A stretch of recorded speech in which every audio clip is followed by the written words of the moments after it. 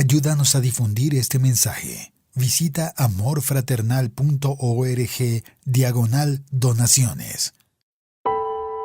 Estás escuchando El Rey que no ves, una serie de estudio bíblico del libro de Apocalipsis. Vamos a empezar en el capítulo 7, Apocalipsis, verso 1. Dice así: Después de esto vi a 4 ángeles en pie sobre los 4 ángulos de la tierra, que detenían los 4 vientos de la tierra, para que no soplase viento alguno sobre la tierra, ni sobre el mar, ni sobre ningún árbol. Vi también a otro ángel que subía de donde sale el sol, y tenía el sello del Dios vivo, y clamó a gran voz a los 4 ángeles, a quienes se les había dado el poder de hacer daño a la tierra y al mar, diciendo: No hagan daño a la tierra, ni al mar, ni a los árboles, hasta que hayamos sellado en sus frentes a los siervos de nuestro Dios. Y oí el número de los sellados, 144,000 sellados de todas las tribus de los hijos de Israel. De la tribu de Judá, 12,000 sellados. De la tribu de Rubén, 12,000 sellados. De la tribu de Gad, 12,000 sellados. De la tribu de Aser, 12,000 sellados. De la tribu de Neftalí, 12,000 sellados. De la tribu de Manasés, 12,000 sellados. De la tribu de Simeón, 12,000 sellados. De la tribu de Leví, 12,000 sellados. De la tribu de Isaacar, 12,000 sellados. De la tribu de Zabulón, 12,000 sellados. De la tribu de José, 12,000 sellados. De la tribu de Benjamín, 12,000 sellados. Después de esto miré, y he aquí una gran multitud, la cual nadie podía contar, de todas naciones y tribus y pueblos y lenguas, que estaban delante del trono y en la presencia del Cordero, vestidos de ropas blancas y con palmas en las manos, y clamaban a gran voz diciendo: La salvación pertenece a nuestro Dios, que está sentado en el trono, y al Cordero. Y todos los ángeles estaban en pie alrededor del trono, y de los ancianos, y de los 4 seres vivientes, y se postraron sobre sus rostros delante del trono, y adoraron a Dios, diciendo: Amén. La bendición y la gloria y la sabiduría y la acción de gracias y la honra y el poder y la fortaleza sean a nuestro Dios por los siglos de los siglos. Amén. Entonces uno de los ancianos habló diciéndome: Estos que están vestidos de ropas blancas, ¿quiénes son y de dónde han venido? Yo le dije: Señor, tú lo sabes. Y él me dijo: Estos son los que han salido de la gran tribulación y han lavado sus ropas y las han emblanquecido en la sangre del Cordero. Por esto están delante del trono de Dios y le sirven día y noche en su templo. Y el que está sentado sobre el trono extenderá su tabernáculo sobre ellos. Ya no tendrán hambre ni sed, y el sol no caerá más sobre ellos, ni calor alguno, porque el Cordero que está en medio del trono los pastoreará, y los guiará a fuentes de aguas de vida, y Dios enjugará toda lágrima de los ojos de ellos. Amén. Padre, te pedimos, Señor, que abras nuestros ojos, que prepares nuestro corazón, y que mientras leemos este libro, Señor, donde hay cosas difíciles de entender, con tu Espíritu Santo tú nos des sabiduría, nos des entendimiento, Señor, y sobre todo, abra nuestros ojos para ver tu gloria, para ver tu bondad, para ver la gracia que has derramado, Señor, sobre nosotros y el amor que tú tienes por tu pueblo. Y que mientras pasamos por aflicciones, cuando entremos en tribulaciones, podamos descansar sabiendo que tu sello está sobre nosotros y que tú sigues sentado en el trono, que tú estás en control de todas las cosas, Señor, y que tú vas a recompensar a tu pueblo, y llegará el día en que estemos por toda la eternidad en tu presencia, Señor. Te lo pedimos, Padre, en el nombre de Jesús. Amén. Si tú recuerdas, la semana pasada hicimos un repaso, rápidamente vimos lo que era el día de la ira del Señor. Capítulos 4, 5 y 6 nos han mostrado visiones de los sellos. Vimos en el capítulo 5 a Jesús, el Cordero que fue inmolado, aquel que murió en la cruz, abriendo los sellos de este libro, de este rollo que nadie más puede abrir. Y lo que vimos es que en los primeros 4 sellos, en cada sello salía un jinete, vimos los 4 jinetes, y vimos que estos 4 jinetes venían a la tierra y tenían la autoridad, se les había dado el poder de traer ese espíritu de conquista, de venir la guerra, de traer la escasez, el hambre y la peste y la muerte. Y veíamos cómo salen estos 4 jinetes. Vimos después cuando se abre el 5º sello y vemos mártires, gente que a través de la historia ha muerto por causa del testimonio de Jesús. Los vemos bajo el altar de Dios y los vemos clamando justicia, con un clamor diciendo: ¿hasta cuándo, Señor, vas a esperar para hacer juicio sobre los moradores de la tierra? Y vimos en el capítulo 6 que Dios va a llegar el día donde va a traer la ira de Dios sobre la tierra. Específicamente habla de los moradores de la tierra, y decíamos que los moradores de la tierra hacen referencia a aquellas personas que en este mundo, en lugar de adorar a Dios, adoran la creación. Las personas que han menospreciado a Dios y que han buscado en este mundo encontrar seguridad, encontrar paz, encontrar su razón de ser. Y veíamos cómo venía este terremoto cósmico, donde no solamente tiembla la tierra, sino que tiembla, dice, el cielo, donde el sol se pone negro, donde la luna se pone como sangre, donde las estrellas, dice, que caen como si fueran higos, y donde el universo entero, dice, que se enrolla como si fuera un pergamino. Y vemos a los moradores de la tierra huyendo de delante de Dios. Y dice en el versículo 15 del capítulo 6: y los reyes de la tierra, los grandes, los ricos, los capitanes, los poderosos y todo siervo y todo libre, se escondieron en las cuevas entre las peñas de los montes, y decían a los montes y a las peñas: caigan sobre nosotros y escóndanos del rostro de aquel que está sentado sobre el trono y de la ira del Cordero. Y veíamos que la gente, en lugar de arrepentirse delante de Dios, prefería esconderse, y dice: caigan sobre nosotros, porque el día de la ira es terrible. De hecho, ese pasaje termina en el verso 17 con una pregunta. Dice el verso 17: porque el gran día de la ira ha llegado, ¿y quién podrá sostenerse en pie? ¿Quién podrá estar en pie delante de la ira del Cordero?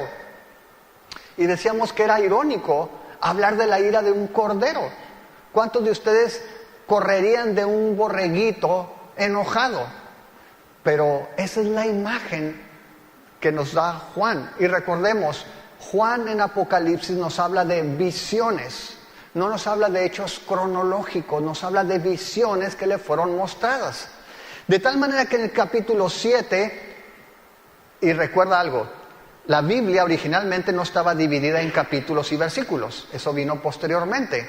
En realidad el texto era continuo, y lo que vamos a ver en el capítulo 7 responde a la pregunta del versículo 17, que es: ¿quién podrá sostenerse en pie? Y comienza con una visión, una nueva visión, y vamos a ver algo que Juan ya hizo antes en el capítulo 5, cuando menciona que oyó que estaba el león de la tribu de Judá, y volteó y vio no un león, sino un cordero. Escuchó el león, volteó y vio un cordero. Algo similar Juan va a mostrarnos aquí. Esta sección, de hecho, el capítulo 7 es una sección que nos anima, porque las últimas semanas han estado muy trágicas. En medio de esta destrucción anunciada, de esta ira que viene, llegas al 6º sello, y antes de abrir el último sello, que es el 7º, Juan hace un interludio, hace una pausa para explicarnos algo. Y lo que nos va a mostrar aquí es cómo Dios guarda a su pueblo.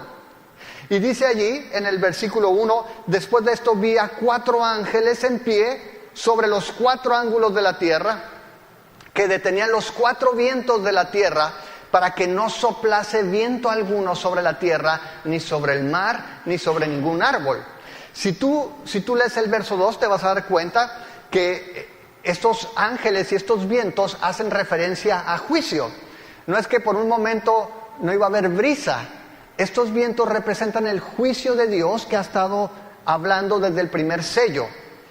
De hecho, hemos insistido en que Apocalipsis continuamente toma figuras, toma imágenes del Antiguo Testamento y las describe en las visiones de Juan. Y eso es lo que está haciendo aquí. De hecho, en Daniel, por ejemplo, Daniel 7:2, te voy a dar muchas referencias que te sugiero que apuntes para que alcances no pierdas el hilo.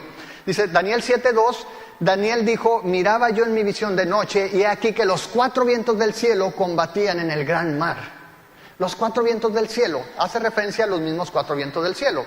Jeremías 49:36, cuando habla sobre juicio sobre una nación, que es la nación de Elam, Jeremías 49:36 dice, traeré sobre Elam los 4 vientos de los 4 puntos del cielo y los aventaré a todos estos vientos y no habrá nación a donde no vayan fugitivos de Elam. Nuevamente hace referencia a los 4 vientos. De hecho, algunos piensan, muchos de los comentaristas piensan que estos 4 ángeles o estos 4 vientos representan a los 4 jinetes que mencionó en el capítulo 6, los 4 jinetes del Apocalipsis. Hacen esta asociación porque en Zacarías, el capítulo 6, de donde sale la figura de los jinetes, en Zacarías 6:5, dice, y el ángel me respondió y me dijo, estos son los 4 vientos de los cielos que salen después de presentarse delante del Señor de toda la tierra. Y Zacarías describe una visión con caballos también. De hecho, la palabra que se traduce vientos, vas a encontrar que en algunas traducciones se menciona como los 4 espíritus. Así de que algunos ven a los 4 jinetes representados en estos 4 vientos también. El punto importante es que dice el verso 1 que hubo una instrucción. La instrucción era que detuvieran los 4 vientos, que no soplaran, que no viniera el juicio sobre la tierra. De hecho, menciona allí que estos vientos no debían soplar sobre la tierra, ni sobre el mar, ni sobre ningún árbol. Y en el verso 2, si te fijas, dice, y vi también a otro ángel que subía de donde sale el sol y tenía el sello del Dios vivo. Y clamó a gran voz a los 4 ángeles a quienes se le había dado el poder de hacer daño a la tierra y al mar, diciendo, no hagan daño a la tierra, ni al mar, ni a los árboles, hasta que hayamos sellado en sus frentes a los siervos de nuestro Dios. Es decir, hay una instrucción y la instrucción es, deténganse, no comiencen a hacer daño. Y cuando menciona árboles, cuando menciona el mar, cuando menciona la tierra, es una forma de referirse al mundo. Tiene el nombre raro, no quería usarlo, pero es una sinécdoque.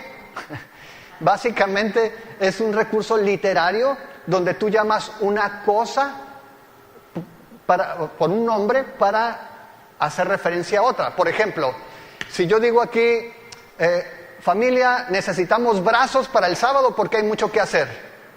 ¿Cuántos de ustedes entienden que van a cortarse un brazo y lo van a mandar? No es eso, ¿verdad? ¿Qué estoy diciendo? Personas. Necesitamos personas que vengan a trabajar. Se requieren manos. No es literal. Estoy haciendo uso de un recurso literario para referirme a otra cosa. Cuando aquí dice, no dañen los árboles, ni la tierra, ni el mar, es no hagan daño a la tierra. Y nos muestra aquí cuál es la razón, por qué está demorando ese juicio sobre la tierra. Dice el versículo 3, no hagan daño a la tierra, ni al mar, ni a los árboles, ¿hasta qué? Hasta que hayamos sellado en sus frentes a los siervos de nuestro Dios. Ahora, la palabra siervos es la palabra doulos, que literalmente significa esclavo, un esclavo. Así de que lo que está hablando es que está deteniendo el juicio hasta que los esclavos, los siervos del Señor, sean sellados, sean marcados. Y dice que aparece este ángel en el versículo 2, que sube de donde sale el sol y tiene el sello, trae el sello de Dios vivo. Y él clamó a gran voz y detuvo a aquellos que se les había dado el poder para dañar la tierra. Ahora, cuando hablamos del sello, hemos hablado en capítulo 5, este libro estaba sellado, este rollo tenía sellos, y hablamos que en la antigüedad, si tú ibas a mandar un documento a una persona en particular, tú doblabas este rollo, lo enrollabas, no había cuadernos escribe todavía, no había hojas blancas, ¿no? Eran rollos, ponían un pedazo de cera fundido y ponían un sello sobre el rollo, de tal manera que cuando se entregaba sola a la persona que correspondía, la persona podía verificar que el documento estuviera íntegro, que nadie lo hubiera abierto y hubiera cambiado algo, que nadie lo hubiera abierto y hubiera borrado algo. El sello garantizaba la integridad del documento, garantizaba la autenticidad, porque la persona que sellaba normalmente lo hacía con su anillo, entonces tú sabías de quién venía ese documento, y una forma de garantizar ese documento. Normalmente es el concepto de sello que hemos visto. Sin embargo, sabemos también, hemos visto en la antigüedad, algunos esclavos eran sellados, eran marcados para identificar propiedad también de la persona, pero también esos esclavos pasaban a formar parte, se contaban como parte de la familia en la antigüedad. De tal manera que vemos que Dios, por medio de este ángel, detiene el juicio para sellar a sus siervos. La pregunta es, ¿para qué es este sello? Hemos visto que este sello, lo que nos dice aquí, es el sello del Dios vivo, y está deteniendo a aquellos que van a traer juicio sobre la tierra. Ahora, el resto del libro de Apocalipsis nos muestra, y de hecho lo vimos en el capítulo 6, que cristianos van a morir. De hecho, cristianos mueren. Y hemos hablado que esa realidad de la iglesia perseguida para nosotros puede ser lejana, pero es una realidad del día de hoy. Cristianos están muriendo por causa de la palabra de Dios y por su testimonio de Cristo. Lo que vemos aquí entonces es que este sello no necesariamente te va a salvar o va a salvar a los siervos de la muerte. Lo que está indicando de alguna manera es la propiedad de Dios, que más adelante vamos a ver que hay otro sello para marcar a otras personas, que son aquellas que se les pone la marca ¿de quién? De la bestia. Así de que vemos que Dios tiene un sello sobre sus siervos, y más adelante, copión, va a haber un sello sobre aquellos que obedecen a la bestia. Así de que este sello habla de pertenencia. Pero también lo que nos dice es que cuando vemos este capítulo en su contexto completo, vemos que este grupo también en el versículo siguiente, en el versículo 4 dice: oí el número de los sellados, 144,000 sellados de todas las tribus de los hijos de Israel. Y vemos un censo. Vemos que se van nombrando 12,000 por cada tribu. En la antigüedad, normalmente se hacía un conteo, o se hacían los censos para los hombres que podían pelear. De tal manera que los comentaristas, algunos ven esto como un conteo militar. Es decir, aquellos que son los siervos de Dios son los que van a cumplir su propósito en el mundo como su ejército. De hecho, cuando vemos ese sello, más adelante vamos a ver un pasaje, por ejemplo, en Apocalipsis, cuando vemos en el capítulo 14, en Apocalipsis 14, verso 1 dice: después miré, y aquí el Cordero estaba de pie sobre el monte de Sión, y con él 144,000 que tenían, ¿qué cosa? El nombre de él y el de su Padre escrito en la frente. Así es de que se asocia ese sello básicamente con el del capítulo 14, que es el nombre de Dios. Ahora, ¿es algo literal? No es algo literal. Cuando la Biblia hace referencia al nombre de Dios, cuando en la antigüedad, en el Viejo Testamento, algún hombre le decía: dime tu nombre, o cuando vemos que Dios proclamó su nombre delante de Moisés, ¿de qué está hablando? Su carácter, de su carácter. Cuando Dios revelaba, Moisés le dijo: muéstrame tu bien. El Señor le dice: tú ponte aquí en la peña, yo voy a pasar y te voy a declarar mi nombre. Y vemos que es Jehová, Jehová, Dios grande, fuerte, misericordioso. Dios revelando su carácter a Moisés. De tal manera que podemos hablar quizá de que ese sello se refiere básicamente al carácter de Dios en sus siervos. Ahora, lo que vamos a ver aquí es que este sello está protegiendo a su ejército, está protegiendo a sus esclavos. pero no los libra de la muerte. La pregunta es entonces, ¿de qué los protege? Y básicamente lo que vamos a encontrar aquí, y lo vamos a ver ahorita, es que este sello les permite perseverar. Cuando tú ves los mensajes a las iglesias, continuamente en las promesas se hace referencia a un solo grupo de personas. ¿A quiénes son? Al que venciere. Al que venciere. Siempre está hablando de los que venzan. Y amados, si te sirve de consuelo, nadie puede vencer en sus fuerzas. Pero cuando tú crees que Cristo venció en la cruz, entonces somos más que vencedores. ¿Por qué? Porque Cristo, el Cordero que fue inmolado en la cruz, ya tuvo la victoria. Tú y yo tenemos que permanecer, perseverar. Y lo que estamos viendo aquí es que precisamente esta visión, si pudiéramos ponerla cronológicamente, esta visión es antes de que comiencen los juicios, sale este ángel y pone el sello en los siervos de Dios, y entonces viene el juicio, y entonces va a haber cristianos que en medio de la tribulación van a dar su vida, y de hecho la están dando. Y entonces vemos ese pasaje de capítulo 6, donde se abre el quinto sello, y ves los mártires, aquellos que han dado su vida por causa del testimonio. Y después vemos el capítulo 6 al final, que viene el día de la ira. De tal manera que el capítulo 7 nos explica cómo es que puede vencer los siervos de Dios. Y es porque Él los ha sellado.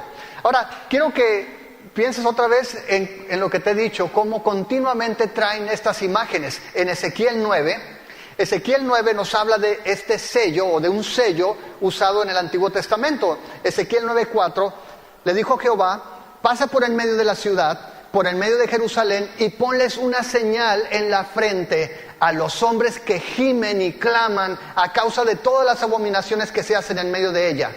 Y a los otros dijo, oyéndolo yo: pasen por la ciudad en pos de él y maten, no perdone su ojo ni retenga misericordia, maten viejos, jóvenes, vírgenes, niños y mujeres, hasta que no quede ninguno, pero a todo aquel sobre el cual hubiere señal no se acercarán, y comenzarán por mi santuario. Comenzaron pues desde los varones ancianos que estaban delante del templo.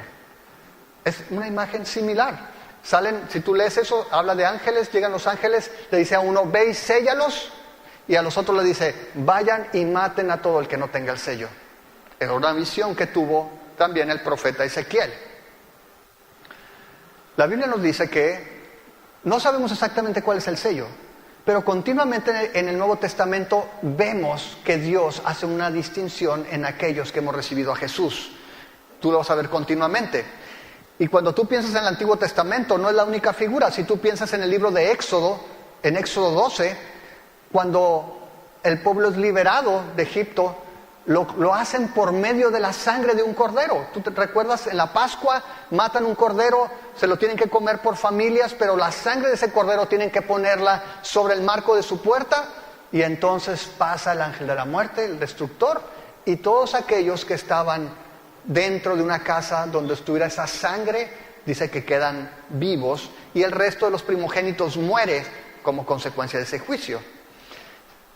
Nuevamente, si regresamos al Nuevo Testamento, en Efesios 1:13 dice que Dios también, en Jesús, nosotros habiendo oído la palabra de verdad, el evangelio de nuestra salvación, y habiendo creído en Jesús, fueron sellados con el Espíritu Santo de la promesa, que son las arras de nuestra herencia, hasta la redención de la posesión adquirida para la alabanza de su gloria. En Efesios 4:30 dice: no contristen al Espíritu Santo de Dios, con el cual fueron sellados para el día de la redención. Y 2 de Corintios 1:22 dice: el cual también nos ha sellado y nos ha dado las arras del Espíritu en nuestros corazones. Es decir, Dios de alguna manera habla de que todos aquellos que hemos creído en Jesús tenemos un distintivo. Hay algo en nosotros de parte de Dios que da testimonio de que somos sus hijos, le pertenecemos, somos suyos, pero también nos hace parte de la familia. Muy bien. Espero que haya quedado un poquito clara la idea del sello, porque ahora lo que hace Juan en esa visión es que dice que escucha ese número de sellados, que son 144,000 sellados de las tribus de Israel. Y esto es es importante porque esto es algo que ha causado mucha controversia. Algunas personas toman literal, ¿quiénes son estos 144,000? Y hay religiones donde dicen los 144,000 son los santos que ya apartaron su lugar en el cielo. Otros dicen, ¿sabes qué? Los 144,000 representan judíos que en el tiempo de la gran tribulación van a dar testimonio de Cristo. Sin embargo, cuando tú ves en el Nuevo Testamento y particularmente en Apocalipsis, no hay diferencia ya entre los cristianos judíos y los cristianos gentiles. De hecho, la Biblia en Efesios, Pablo toma varios capítulos para hablar de cómo la iglesia ahora no ha reemplazado a Israel, sino que ha sido injertada en las promesas de los patriarcas. Cuando tú piensas en la promesa que Dios le hizo a Abraham y le dijo que su descendencia sería como multitud incontable, innumerable, Dios lo ha cometido o lo ha cumplido a través de la iglesia. Y por eso vemos promesas también que nos hablan de ese cumplimiento en el Antiguo Testamento y cómo se cumple ahora a través de Cristo. En Gálatas 6:14, Pablo dice, pero lo que a mí respecta no tengo de qué jactarme, sino solamente en la cruz de nuestro Señor Jesucristo, mediante quien el mundo ha sido crucificado para mí, y yo he sido crucificado para el mundo, porque ni la circuncisión ni la incircuncisión valen nada, sino una nueva creación. Pablo dice, ya no importa si tú eres judío en la carne, si tú tienes una marca en tu carne porque te circuncidaste, no importa si tú no tienes esa marca y eres un gentil, lo que importa es que hayas nacido de nuevo. Lo que importa es que por medio de Jesús hayas sido regenerado, seas una nueva creación. El plan de Dios apunta no al cielo, apunta a la nueva creación, a esos cielos nuevos, a esa tierra nueva de la que nos habla Apocalipsis. De tal manera que vemos que aquí Pablo dice, lo importante no es si eres judío o gentil, sino si has creído en Cristo. En Gálatas 3, verso 29, Pablo nuevamente dice, y si ustedes son del Cristo, son por tanto simiente de Abraham y herederos de acuerdo a la promesa. Por medio de Jesús, las promesas de Abraham llegan a nosotros. Romanos 2:29 dice, sino que es judío el que lo es en lo interno, y la circuncisión es la del corazón, por medio del Espíritu y no mediante la letra, cuya gloria no procede del hombre, sino de Dios. De tal manera entonces que aquí lo que creen muchos comentaristas es que no está hablando de 144,000 judíos, sino que es una forma de hacer referencia a la iglesia en su conjunto. Por eso, incluso cuando tú lees la genealogía, usa una genealogía atípica, aun cuando en la Biblia, cada vez que se hace referencia a las 12 tribus, hay variaciones. Cuando tú ves esta referencia en el verso 5, comienza con ¿cuál tribu? La tribu de Judá. Judá no es el más grande de los hijos de Israel, el primogénito es Rubén. Pero ¿por qué crees que pone a Judá después de describirlo en el capítulo 5? Dijo, el único digno es el león de la tribu de Judá. Así de que comienza el conteo con la tribu de Judá y te dice que hay 12,000 sellados de la tribu de Judá, hay 12,000 de Rubén, 12,000 de Aser y ahí se va 12,000 con cada uno. Ahora, el número decíamos que es importante, pero una regla importante cuando leemos Apocalipsis, y lo hemos dicho antes, es que tenemos que entender que los números no necesariamente son estadísticas, sino son símbolo. Y es frecuente, normalmente los números los tienes que tomar como símbolo. ¿A qué se refiere? A que cuando tú ves el número 144,000 es un número muy peculiar. Primero, cuando tú tomas este número, el 144 representa la raíz cuadrada de 12, ¿no? 12 por 12 te da 144. Y 12 por 12 por 1000 te da 144,000. Ahora, a través del libro de Apocalipsis vas a encontrar continuamente referencias a estos números. Si tú recuerdas rápidamente, por ejemplo, en el capítulo 4, verso 4, apúntalo, ahí hay 24 ancianos. Y decíamos que esos 24 ancianos eran posiblemente los 12 apóstoles y las 12 tribus. 12 más 12 te da 24. En Apocalipsis 21:16, apúntalo, cuando se habla de la ciudad, te da la anchura y la longitud, y son 12,000 estadios. Y dice que esos 12,000 son lo mismo de longitud que de altura y que de anchura. Es 12,000 por 12,000 por 12,000. En Apocalipsis 22:2, ves que en medio de la calle de la ciudad, la Nueva Jerusalén, dice que hay un árbol que produce 12 frutos, uno por cada mes, y son para sanidad de las naciones. De tal manera que cuando ves continuamente este 12, a través del Apocalipsis, el libro de 12 te muestra algo que está completo en términos de personas, y el 1000 es para hablar de algo que es muy grande. De hecho, es el cubo de 10. ¿Se acuerdan cuando a Jesús le preguntaron cuántas veces tenía que perdonar las ofensas de su hermano? En Mateo 18:21, Pedro le dice: Señor, ¿cuántas veces perdonaré a mi hermano que peque contra mí? Hasta 7. ¿Y qué dice Jesús? No, hasta 7 veces, ¿cómo le dice? Hasta 70 veces 7, que es 7 por 7 por 10. ¿Sí? ¿Qué es lo que está diciendo? Es muchas veces. 10 multiplicado por 10 es muchas veces. Multiplicado por 100 es más que mucho. Y multiplicado por 1000 es un titipuchal. Es un montón de gente. 144,000, no está hablando específicamente del número 144,000, sino de un número muy grande. ¿Cómo lo sabemos?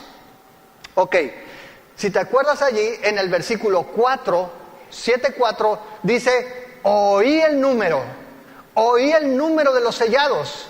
Pero vete al versículo 9, después de esto miré, ¿y qué miró? Una gran multitud, la cual nadie podía contar. Judíos, no. Todas naciones y tribus y pueblos y lenguas que estaban delante del trono y en la presencia del Cordero, vestido de ropas blancas y con palmas en las manos. Y básicamente lo que Juan está haciendo es, escuchó 144,000 y vio, y era una gran multitud que nadie podía contar. Dios la puede contar, Él no. Pero esa es la imagen como, y escuché el león de la tribu de Judá, y aquí que miré un cordero como inmolado.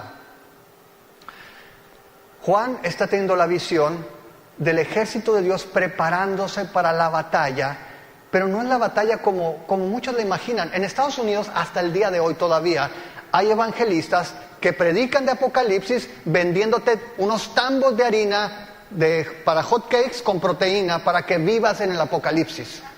¿Es en serio? Venden sus paquetes de supervivencia. Y es común, los preppies, ¿no? Son gente que está almacenando comida y armas, porque literalmente ellos, el Armagedón zombie, no.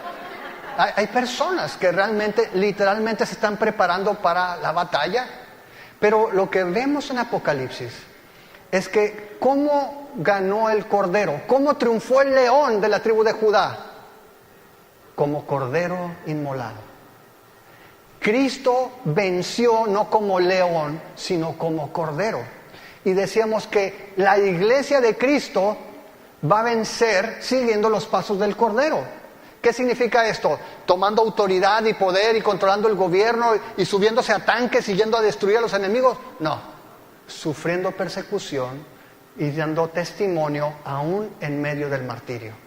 Esa es la manera en que el Cordero venció, y esa es la manera en que nosotros, los siervos, los esclavos, la iglesia de Cristo va a triunfar y va a dar testimonio a este mundo.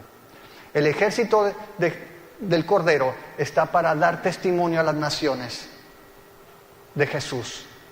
Estábamos para hablar de lo que Jesús hizo, pero lo vamos a hacer, el camino que nos muestra es en medio de tribulación. Es en medio de conflicto. Y Jesús lo dijo: yo no he venido a traer paz en la tierra.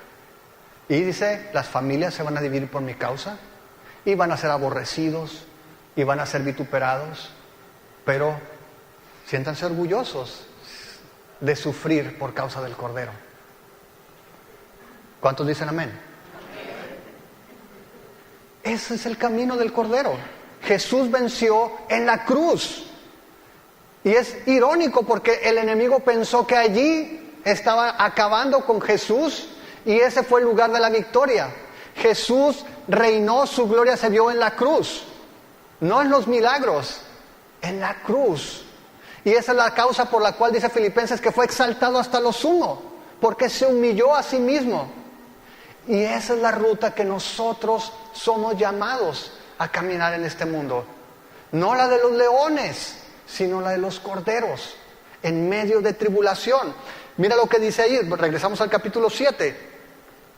Dice el versículo 9, dice entonces una gran multitud, la cual nadie podía contar, de todas naciones y tribus y pueblos y lenguas, que estaban delante del trono y en la presencia del Cordero, vestidos de ropas blancas y con palmas en las manos. Ropas blancas representaban victoria.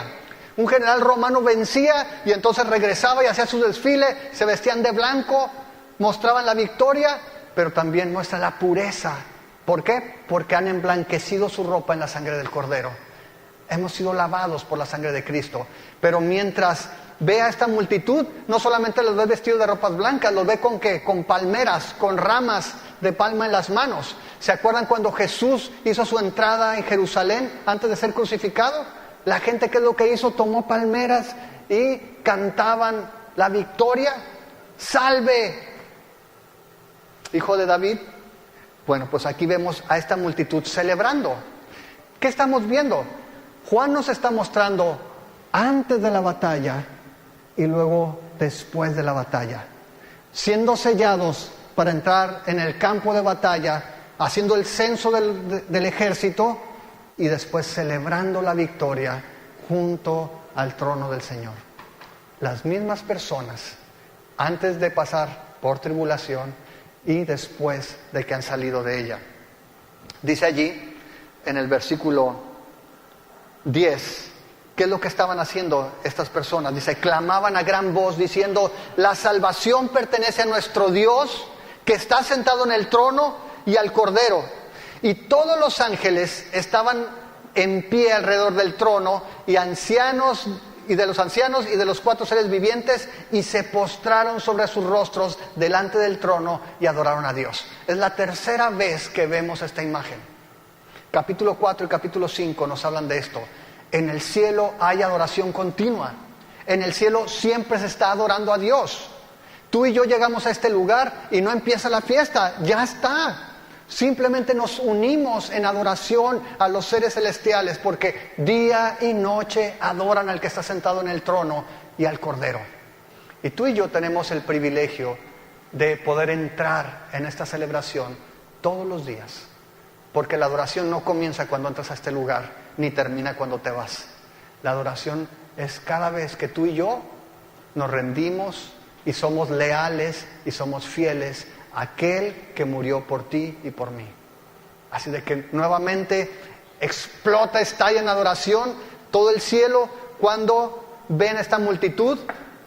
Y dice el versículo 11 que todos se postran sobre sus rostros y adoran a Dios. ¿Y qué es lo que dice en verso 12?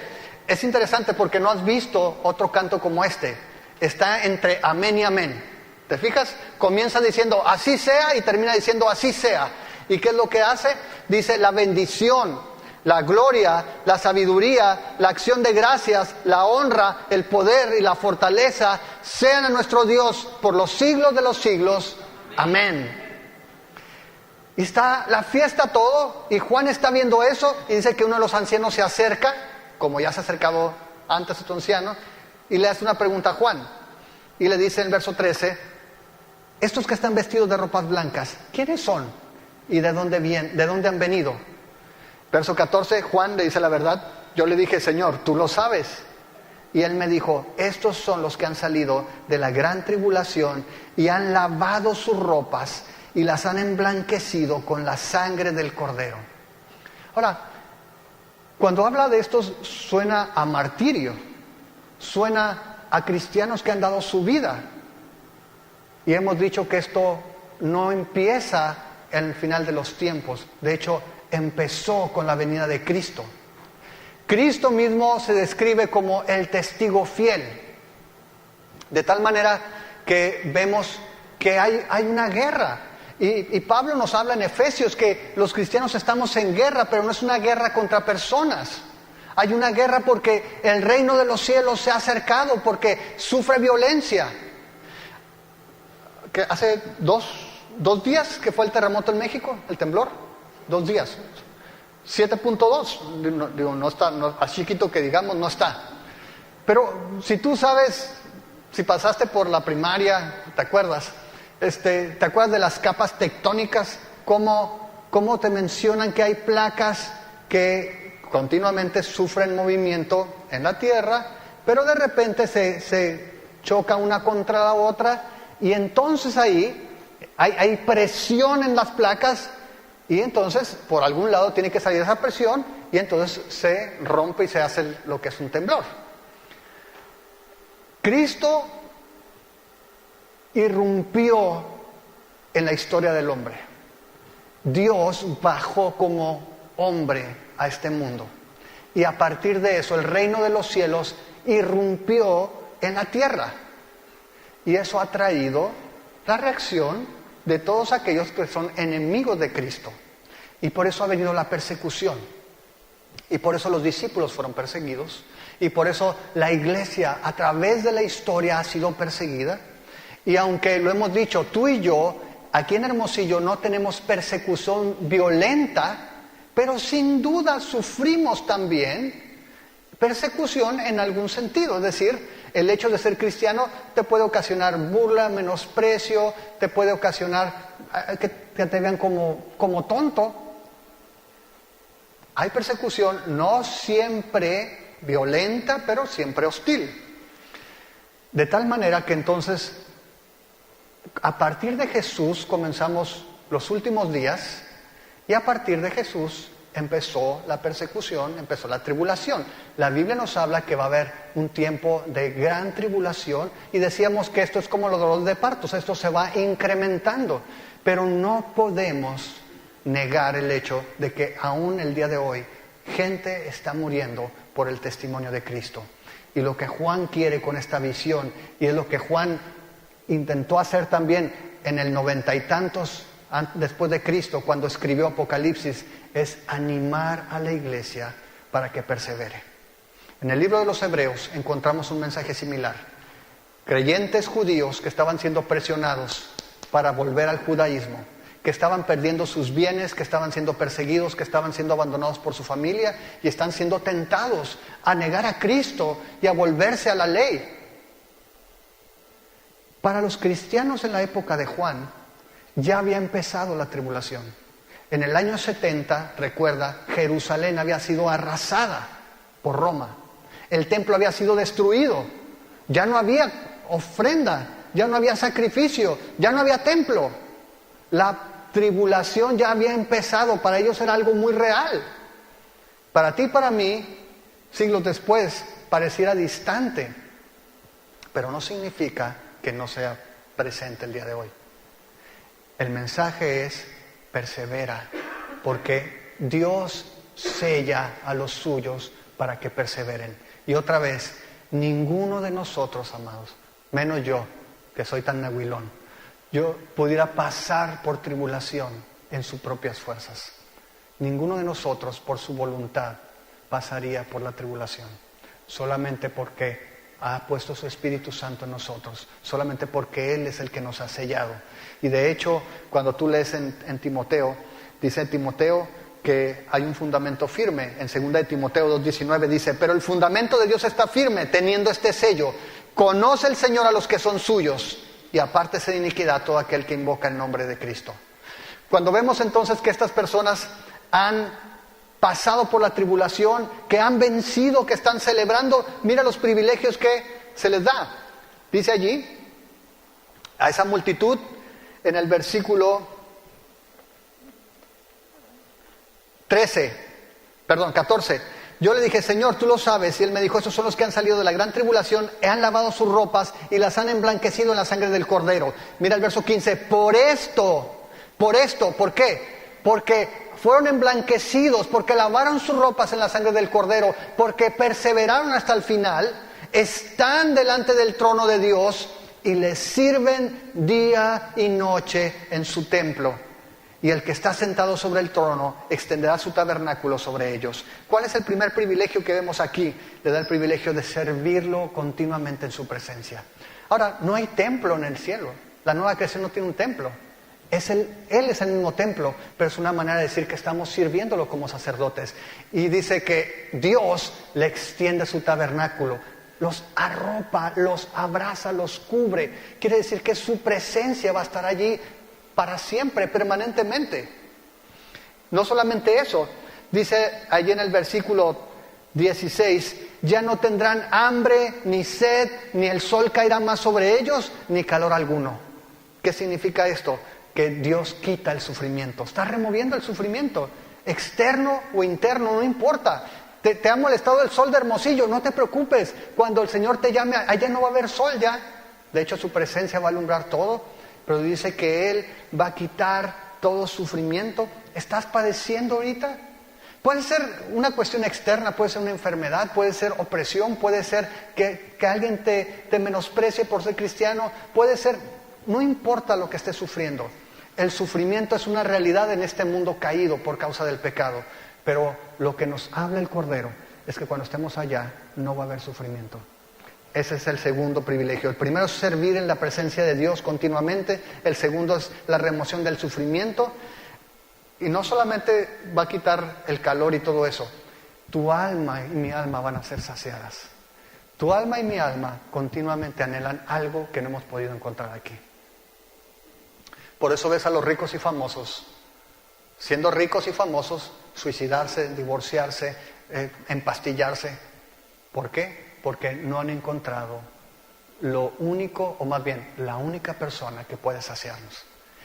Dice aquí que cuando estemos allá no va a haber sufrimiento. ¿Cuál es la razón? La causa está en el versículo 17.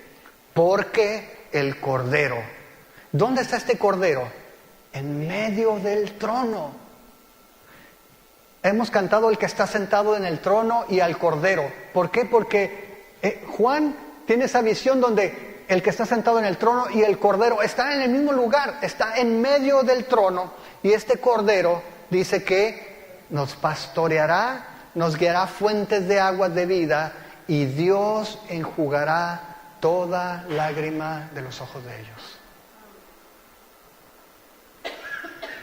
No importa cuánto hayas sufrido, no importa cuánto estés sufriendo, si Dios ha puesto ese sello en tu frente, si tú has lavado tus ropas en la sangre del Cordero, llegará el día donde junto con una multitud de hermosillenses, de kenianos, de ruandeses, de coreanos, de todas las naciones, en batas blancas, en victoria, con palmas en las manos, vamos a cantar y adorar a nuestro Dios.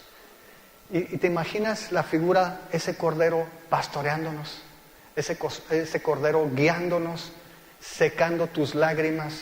¿Por qué? Porque ya no habrá sufrimiento y ya no habrá dolor. Dios ha sellado a su ejército y no lo va a librar de la persecución. La persecución viene de aquellos que se rebelan contra Dios. Nos va a librar del juicio de su ira. ¿Quién va a poder estar de pie ante la ira del Cordero? Su ejército. Aquellos que Él ha sellado. Nosotros vamos a poder pasar sin que la ira de Dios caiga sobre nosotros. Eso no garantiza una vida de color de rosa, pero sí garantiza una recompensa el día que estemos con Él. Amén. ¿Nos ponemos de pie, por favor?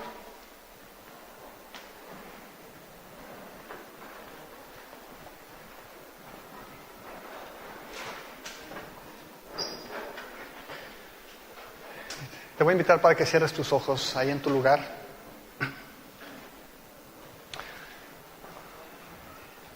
Y para que con tus propias palabras expreses a Dios esa gratitud. Porque es Cristo con su sangre el que nos ha comprado. Es Él, no por nuestras obras, no por nuestros méritos. Es Él el que se humilló el que pagó con su sangre nuestra deuda. Y es Él el que pone ese sello en nuestra frente para guardarnos de su ira, para darnos esa perseverancia, para animarnos a mantenernos firmes aún en medio de las tribulaciones. Y el hecho de que tú y yo estemos aquí hoy en día, el hecho de que tú y yo no hayamos tirado la toalla, o aun cuando la hayamos tirado y regresamos, aun cuando hayamos caído de repente y nos levantamos, es solamente por su gracia, es solamente porque Él no nos abandona, es solamente porque Él es fiel. Eso nos muestra el poder que tiene nuestro Dios para guardar a su pueblo. Escuchaste El Rey que no ves, una serie de estudio bíblico del libro de Apocalipsis. Encuentra más estudios bíblicos en amorfraternal.org. Síguenos en redes sociales, Instagram, YouTube y Facebook.com/amorfraternal.org.